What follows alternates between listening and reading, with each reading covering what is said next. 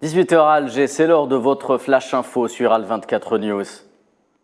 Le Premier ministre algérien Ayman Ben Abdelrahman a pris part aux travaux du sommet arabo-chinois qui s'est ouvert ce vendredi dans la capitale saoudienne Riyad. À cette occasion, le chef du gouvernement algérien a été reçu aujourd'hui par le prince héritier saoudien Mohammed Ben Salman lors de sa prise de parole en sa qualité de représentant de l'Algérie à la présidence du sommet arabe. Ben Abdelrahman est revenu sur la nature de la coopération économique entre la Chine et les pays arabes, une coopération qui a fait de Pékin leur premier partenaire commercial. Et un sommet arabo-chinois qui réunit à la capitale saoudienne Riyad plusieurs dirigeants du monde arabe avec leur homologue chinois Xi Jinping.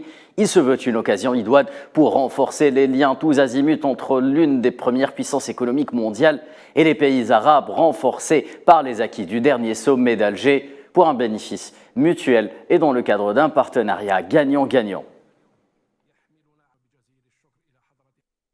Sécurité avec les travaux de la 9e conférence sur la paix et la sécurité qui s'est clôturée hier soir à Oran.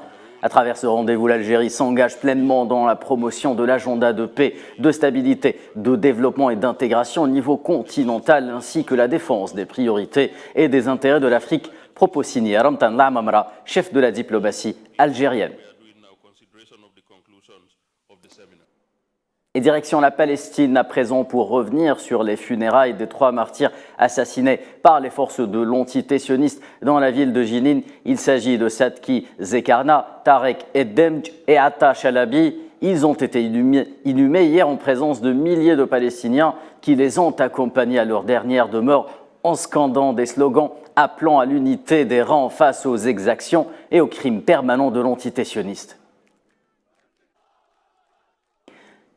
Palestine toujours et cette déclaration des Nations Unies selon laquelle les autorités sionistes ne délivreront pas de visa d'entrée dans les mois à venir pour le personnel nouvellement nommé du Bureau de la coordination des affaires humanitaires dans les territoires palestiniens occupés. Le porte-parole de l'ONU a déclaré craindre que cela n'ait des ramifications importantes à long terme sur leur capacité et celle de la communauté humanitaire au sens large à soutenir les Palestiniens.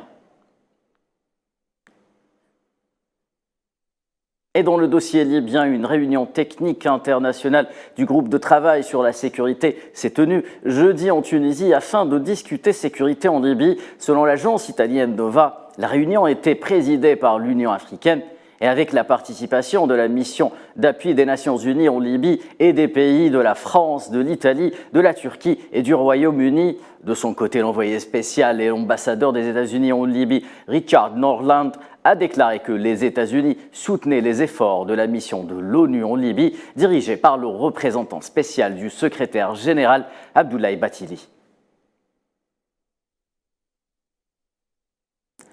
En Libye, toujours, le chef du gouvernement d'Union nationale a annoncé hier avoir honoré ses promesses d'augmentation des salaires et améliorer la vie des Libyens. Dbeibeh a aussi exprimé son refus quant aux tentatives parallèles à l'organisation d'élections pour une sortie de crise. Il promet par ailleurs de poursuivre l'exécution des plans de développement malgré les entraves et s'engage à ne pas décevoir les Libyens qui revendiquent la tenue d'élections dans le pays.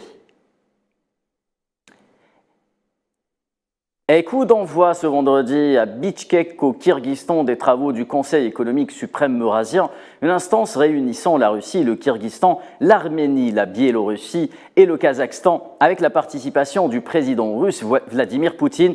Les dirigeants de ces pays discuteront de la situation économique actuelle ainsi que l'intégration au sein de l'espace eurasiatique. Et un mot sur les prix du pétrole.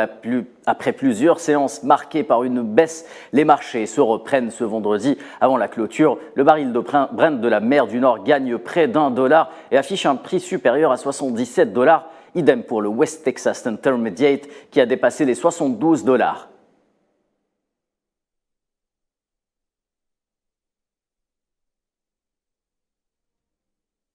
C'est la fin de ce Flash Info. Je vous donne quant à moi rendez-vous dès 19h pour une page complète de l'information sur Al24 News.